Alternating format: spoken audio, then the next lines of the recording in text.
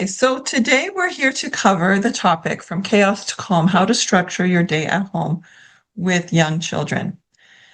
Now, I'm very passionate about this topic. I was a stay-at-home mom way back, and I'll tell you a little bit about my journey as we go.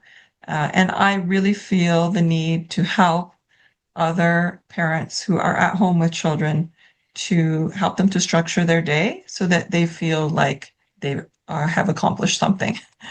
All right, so my promise to you today is that by the end of this 30-minute training, I'll give you the tips and strategies to help you structure your day with your young child at home so that you can create calmer days, more connection, and less overwhelm. I believe that's what we all want, right? So can you relate to this? Does this sound familiar? 1 minute, everybody is happy, everybody is playing. The next minute, you hear, I'm bored, I'm hungry. Can I watch TV? Can I have my device? All kinds of questions coming at you.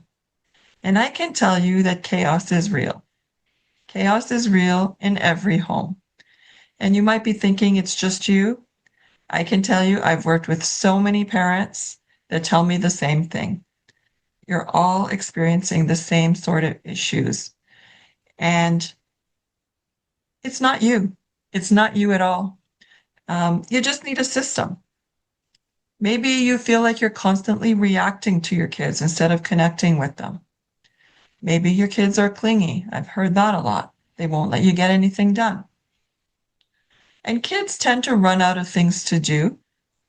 And when they do, they resort to either screen time or you resort to screen time just to get a break. And as I said, this really isn't a parenting problem. It's more of a structure problem. So today we're going to tackle the problem head on, which is how can we have structure in our days so that kids are not clingy, they're not running out of things to do, and you feel more connection with your kids. So the first thing I want to say to you is thank you so much for being here. You are the best mom ever. Don't ever doubt that. I know a lot of times we tend to put a lot of pressure on ourselves as moms. And I know that you being here tells me a lot. It tells me that you care. It tells me that you are the best mom ever for your child. So don't ever forget that. Let's start this session off with that positive message. So before I get into the details, let me tell you a little bit about me, who I am. I'm a mom of two wonderful boys. I was a stay-at-home mom until they went to school. And now I am an early childhood educator. I'm a daycare owner. And I consider myself a child development expert. I've done a lot of research on child development, and I understand a lot about how kids learn. When I founded my daycare over 12 years ago, at that time, things were different. My kids were little at the time, and I struggled a lot. But I've learned so much over the years, and I've been able to educate thousands of children through all of my daycares. And I developed a curriculum over that time period, and that curriculum is called the 4 Pillars of Learning. And that is the basis for everything that I do. I loved that curriculum so much that I wrote a book called Parents Learn to Play Too, and that book contains my entire curriculum so that I can share that curriculum not only with my daycare parents, but with all parents out there, and especially stay-at-home parents who might be trying to do the same things we do in daycare at home. I'm a speaker and a trainer, and I founded also a program called the Raising Bright Early Learners System. And that online program is available to daycare owners, daycare providers, as well as parents and caregivers. So this is a little bit about me and what I do, and hopefully that gives you some confidence that I kind of know what I'm talking about here as we go through the rest of the presentation. So let's get to the details. Why do your days feel chaotic? What is actually happening there? What's happening for you? What's happening for the kids? And I can tell you that probably what's happening is there's no predictable rhythm, right? The days don't have a predictable rhythm. I know that in daycare, there, oh, sorry, I heard a little bit of feedback there. I know that in daycare, we have, we're very structured, we're very routine. But at home, things can be a little more loose, right? I've been in both types of environments, and I know that at home, you're not going to follow the same kind of structure and routine as we do in daycare because you don't need to. You don't have 16 kids, right? Where you would need a lot more structure. Um, but maybe you don't have any structure or rhythm to your day. You're probably making too many decisions every day and all day. When you have a predictable rhythm, you'll find that you don't need to make as many decisions throughout the day. Also, the children don't know what's coming next. When you have no predictable rhythm or routine to your day, children don't know what's happening next. And when they don't know what's happening next, there's insecurity there. And I know that many, many parents are relying on screens to fill the gaps, right? We use the screens because it's easy and children are asking for them, right? We want to satisfy their needs, but it's not the best thing for them. So chaos happens when there's no flow to the day. So what's the truth about young children? What do children actually need? Well, they actually need predictability. That helps them to feel safe. When they know what to expect and what's going to happen throughout their day, they can feel safe. They're secure. And many children need to know well in advance. They need preparation. They need time to prepare for what's going to happen. And when they don't get that, and when they don't have a predictable routine, many times they become dysregulated. And that's when you see behaviors start to happen. Repetition is important for kids. Kids need repetition. They want to do the same things over and over.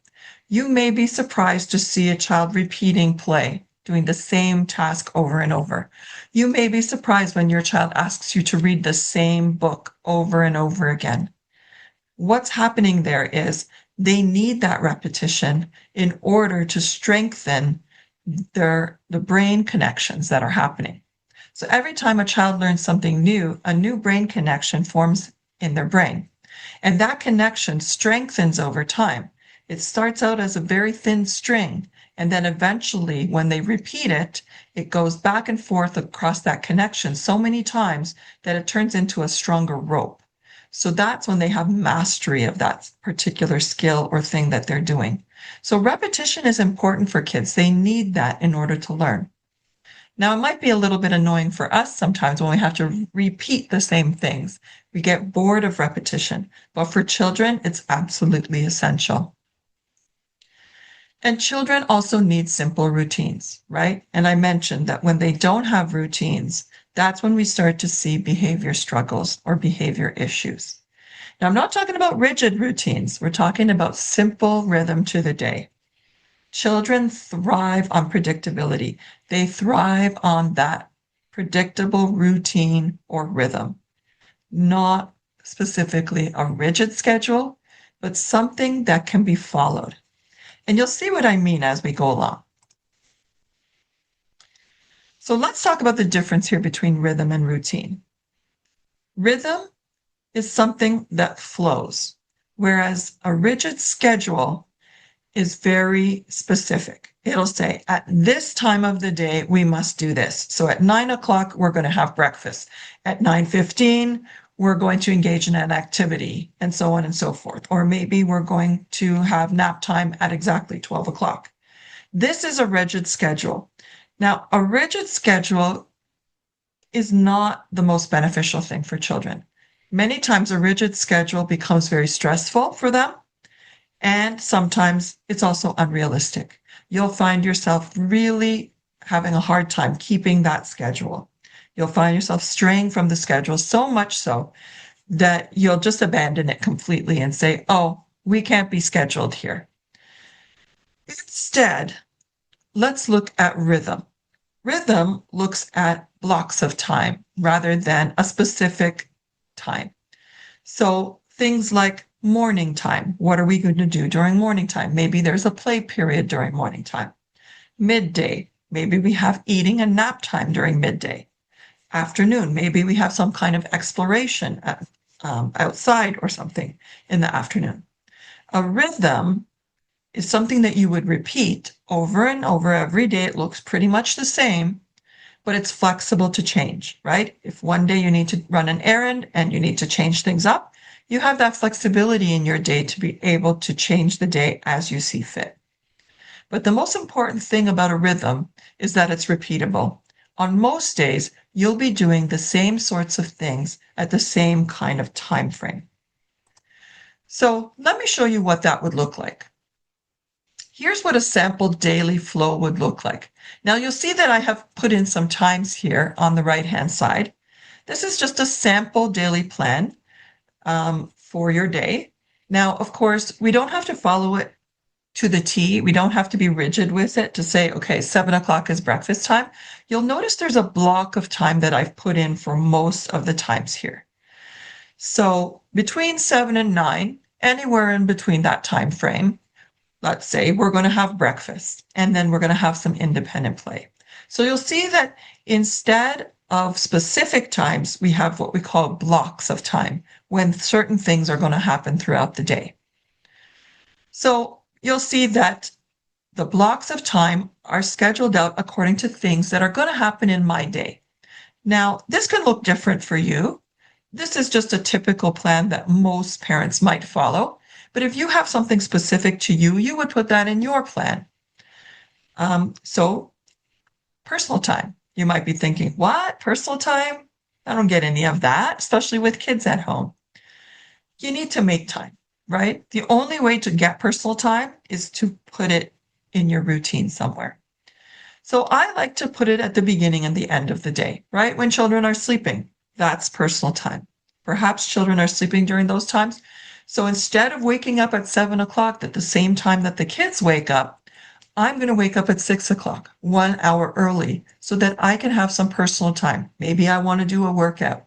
Maybe I want to just sit down with a cup of coffee and do some scrolling. Maybe I want to have a tea and just relax, right? So it's personal time for me. And I'm going to schedule it to be outside of the waking hours of children, right? Because I know that that personal time will get interrupted if I try to schedule it somewhere where they're awake. Okay, so make time to do the things you love, whether it's working out, reading, engaging in a hobby, scrolling social media, watching a Netflix show, whatever it is you do that makes you happy, plan some time for it in your day because you need to take care of you. You can't take care of your kids if you don't take care of yourself. A happy mom is a good mom. All right, so personal time. I've scheduled it here beginning and end of day, after their sleep and before they wake up. Now, meals. Meals are important. You got to put them in there, right? They're not just going to happen magically. So I'm saying breakfast happens between 7 and 9 whenever they wake up. We have a lunch somewhere between 12 and 1. We have a snack period somewhere around between 9 and 10, and again between 3 and 5. Again, it depends on the sleep routine. If they woke up earlier, maybe the snack will be earlier. If they woke up later, the snack might be later. So there's flexibility here. And then, of course, dinner time, which will happen in the evening, somewhere between 5 and 7. Okay, so you'll see I've scheduled in the meals here. I've scheduled a nap time for the middle of the day. Between 1 and 3, I know that my kids nap at that time. So that's the time I'm going to put in there. I'm not going to put in another time. That time might be different for you. So again, you're going to put whatever you want on your plan. And then routines, things like running errands, going out to visit someone. Maybe you have a class that you go to, even with your children. You can plot that on your plan whenever that happens. So here I've put errands time in the morning where we have some time to go out and maybe I participate in a class with the kids. Okay, the next thing I'm going to look at is play. Now I've taken care of like the essentials, right? The eating, sleeping, the essential stuff. Now I'm looking at how am I going to engage with my children so that we have a wonderful day, so that they're learning. and enjoying themselves at the same time. And that's going to happen through play. So I need to schedule some time in there for play. And this means not just them playing by themselves, but me engaging with them in play. So you'll see here, I have play planned activity, which is my play time with them, somewhere between 9 and 10. And then I do it again somewhere between 3 and 5, twice a day. Now, this is where I have sit down time with them, put my phone away, actually turn it over, put it in another room, and I actually just engage with the kids one-on-one. It can be 15 minutes, it can be 30 minutes. I would say somewhere between 15 to 30 minutes is enough twice a day. And this is where the real learning happens. My engagement with them, my talking with them. We're going to play, and I'm going to talk while we're playing, and they're going to learn a lot of things by the conversations that we have. And we're just going to get closer, and we're going to be more connected as well. So that playtime is essential in the day. I can't leave that out. That is non-negotiable. It must be there twice a day. Now, sometimes I might do a longer period. Let's say I do 1 hour in the morning and then maybe nothing in the afternoon because we're going to go somewhere else. So it's flexible. But remember that children learn through responsive relationships with adults. So we know that children must be engaged with you in order to learn. And if they're just left on their own, then the learning is not as effective. The next thing we need to schedule in is outdoor play. Children need outside time. The reason is they need to get their energy out. They've got lots of energy. They're young, they have lots of energy. They have to use up that energy. If they're not going outside, what you're going to find is probably a lot of behavior issues because they just they haven't burnt off the steam, right? They've got a lot of steam built up inside them, and it's going to show up in other ways. So I always recommend 30 to 60 minutes of outdoor play for your child, either in the morning or in the afternoon or both. So if you can do 60 minutes in the morning and nothing in the afternoon or vice versa, that's fine. Or maybe you can do 30 minutes in the morning and 30 minutes in the afternoon. What does that look like? Maybe if you have a backyard, it's just time spent in the backyard exploring, right? Or maybe you're going for a walk to the park, or maybe driving to the park, or some other activity where you're just maybe even going for a walk. Outdoor time is essential. It helps children to learn because movement is important for children. We know that the brain is very active when children are in movement. So they need to have that movement every single day. You'll also find the benefits of having outdoor time is they're going to have a better nap throughout their day. I know that in my daycares, we go outside for 1 hour in the morning and 1 hour in the afternoon. Maybe that's too much for you. You can scale it back, but I can tell you that our children sleep so peacefully in the afternoon because of that outdoor time in the morning. It really does help to regulate children to have that proper outdoor time. The next thing you want to schedule is independent play. And this is where you can get other things done, right? Independent play changes everything, right?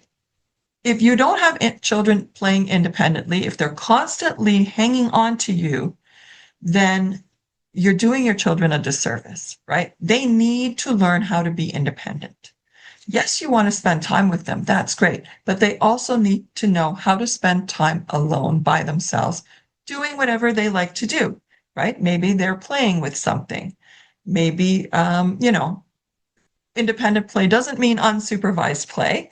It means that you're watching them, but you're not necessarily engaged with them directly, right? So how do you build independence in children? You have to build it up, right? We know that independent play builds focus, it builds creativity and imagination. Children sometimes need to feel bored in order to develop that creativity and that imagination. I know that when I was young, I had many boredom moments in my childhood, and that just fueled me to make up games, to make up things to do, right? And really fuels your imagination and problem solving. Maybe you'll think you're going to get more I'm bored if you have independent play, but actually the opposite is going to happen. It's going to reduce that phrase I'm bored because children are going to learn how to be independent and won't necessarily come up to you always saying that they're bored. And the best part about independent play is that it gives you time to do other things. Absolutely. You need time to do the other things. Maybe it's cleaning, maybe it's laundry, maybe it's cooking. Whatever it is you need time to do, you need that. And independent play gives you that. So you might be wondering, how do I get there with independent play? So I want to spend a few minutes just focusing on that. Independent play, if your child is not used to it, you're going to start in small increments. You're going to start with maybe 5 minutes of them playing independently, where you're not going to interfere in their play. You're just going to let them do something alone for 5 minutes. And then you're going to slowly increase it, build it up gradually until they're able to play independently, let's say even for 30 minutes, without coming to you and asking you to engage, right? You're going to use simple open-ended activities, right? Just simple toys that they can play with, set up in a really neat way so that they really feel engaged and want to play with them. And I like something I call busy bags. Busy bags are little activities that children can do independently. Things like looking at books, puzzles, magnet tiles that keeps them engaged for quite a while, building blocks, Play-Doh, lacing cards, counters, sorting bowls, matching toys, stacking cups, connecting things, keys and locks, fidget toys. These are things that children can engage with independently. You don't have to worry about it. You just leave them with the toys or the materials, and children figure out a way to engage with them using their own ideas.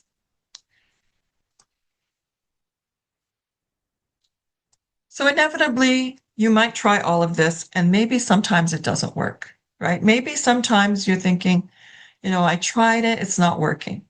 Never give up, okay? Never give up. You can make this work. Here's what to do when things fall apart. Be ready for it. When hunger happens, have predictable snack times, right? Sometimes they're hungry because snack times are not predictable. They're not happening at the same time every day.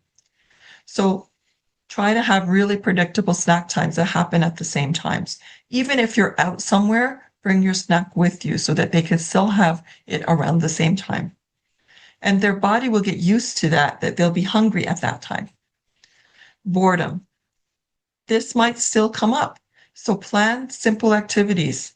Have those busy bags ready and allow the children to experience a little bit of boredom. There's nothing wrong with that. Like I said, you don't have to entertain kids all day. They can be bored and come up with their own ideas of how to get past that boredom. It also helps them build a little bit of resilience that they're going to need throughout their life. Clinginess. Children might still cling to you because they're not used to this at the beginning, right? They're not used to being independent. So increased connection time. In those 15 to 30 minutes when you're engaging with them one-on-one, and I mean really engaging, no phones in sight. Because if you're distracted engaging with them, well, then you're not really connecting with them. I'm talking about 100% connection. Put the phone away for a good 15 to 30 minutes and just give them your attention. That's what they want. And if you're giving them your attention on a regular basis, you'll find that the clinginess goes away because that connection time was there and they feel secure. Really, clinginess happens when there's a lot of insecurity. So build up their security by having those one-on-one moments with them and really pay attention to them in those moments. But then let them also have that independent time when you're doing something else and they need to respect that. Most behavior happens because children's needs go unmet or they have a lack of structure. Those are the two reasons that most things will happen. And you have control over those things. You can meet their needs and you can create more structure for them. So we're coming to the end of the 30 minutes. I hope I've been able to give you some ideas on how to plan out your day to ensure that you have a successful, calm, and wonderful day with your kids.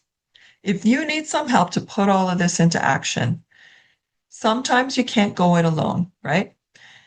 If you need help, that's what I'm here for. That's exactly what I do. I work with parents and educators both, and I help them to engage with kids and teach them how to play and teach them how to really connect and help their children to learn to the best of their ability.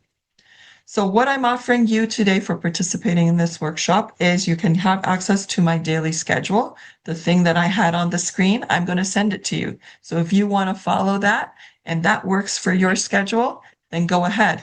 You can also modify it and use it as a guide to make your own schedule. That's free. I'm going to be sending you an email and you'll just need to reply to tell me that you want it and I will send it your way for free. I also have other resources. I have my books, which is Parents Learn to Play Too. You see a copy there.